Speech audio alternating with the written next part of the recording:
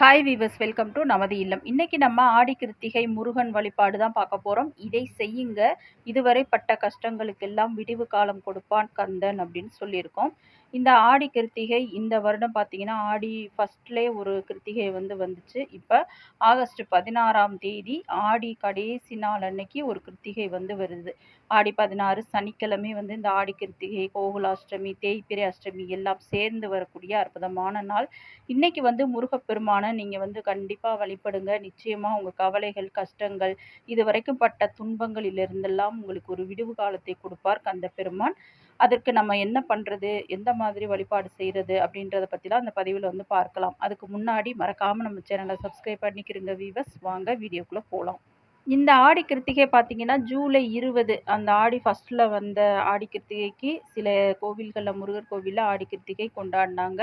இப்போ இந்த ஆகஸ்ட் 16ஆம் தேதி சனிக்கிழமை சில ஆறுபடை வீடுகள்ல இந்த ஆடி கிருத்திகையை தான் அவங்க கிருத்திகையாக கொண்டாடுகிறார்கள்.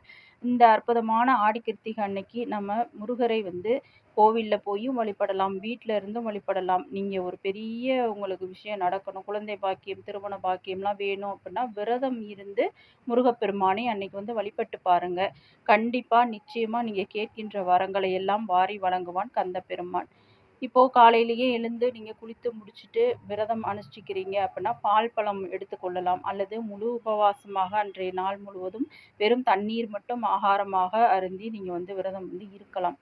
பக்கத்துல கோவில் இருந்துச்சுன்னா அங்கு சென்று நீங்க பூஜை பொருட்கள் வாங்கி கொடுங்க, அபிஷேக பொருட்கள் வாங்கி கொடுங்க.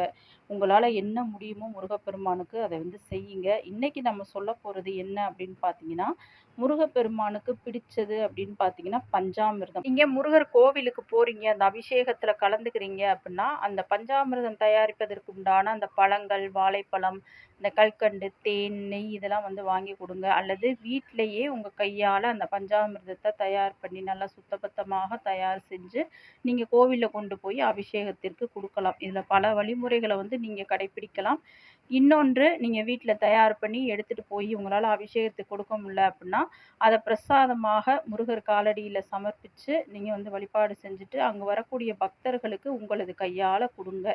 இது ஒரு மெத்தடு. இன்னொன்று பார்த்தீங்கன்னா, நீங்கள் கோவிலுக்கு போக முடியலை அப்படின்னா வீட்டிலையே நீங்கள் வேலோ முருகர் சிலையோ வச்சுருந்தீங்கன்னா இந்த பஞ்சாமிர்தத்தை நீங்கள் தயார் செஞ்சு அதில் கண்டிப்பாக வாழைப்பழம், கல்கண்டு, மாதுளம்பழம், நெய், தேன் கண்டிப்பாக ஊற்ற வேண்டும். இதெல்லாம் செஞ்சு பேரிச்சம்பழம்லாம் போட்டு நீங்கள் நல்லா பஞ்சாமிர்தத்தை தயார் செஞ்சுட்டு அதை அந்த வேலோ முருகர் சிலையோ இருந்துச்சுன்னா அபிஷேகம் செஞ்சு நெய்வேத்தியமாக நீங்கள் பூஜை செஞ்சு பாருங்கள். நிச்சயமாக நீங்கள் பட்ட கஷ்டங்களிலிருந்து உங்களை நிச்சயமாக காப்பாற்றுவான் கந்த பெருமான். இது வரைக்கும் இவ்வளவோ கஷ்டப்பட்டுட்டோம், எங்களுக்கு ஒரு விடிவு காலமே இல்லையா அப்படின்னு கஷ்டப்படுறவங்க நிச்சயமாக இதை செஞ்சு பாருங்கள். இந்த ஆடி கிருத்திகைக்கு ஒரு மிகப்பெரிய மாற்றம் உங்கள் வாழ்க்கையில் நடக்கும், அதுவும் முருகரின் அருளால். இந்த பஞ்சாமிர்தம், வெல்லம், பல்வேறு பழங்கள், நெய், தேன் இதெல்லாம் சேர்ந்து எவ்வளவு இனிமையாக இருக்கின்றதோ அதே போல் நிச்சயமாக உங்கள் வாழ்க்கையையும் உங்கள் தலையெழுத்தையும் இனிமையாக மாற்றுவார் முருகப்பெருமான்.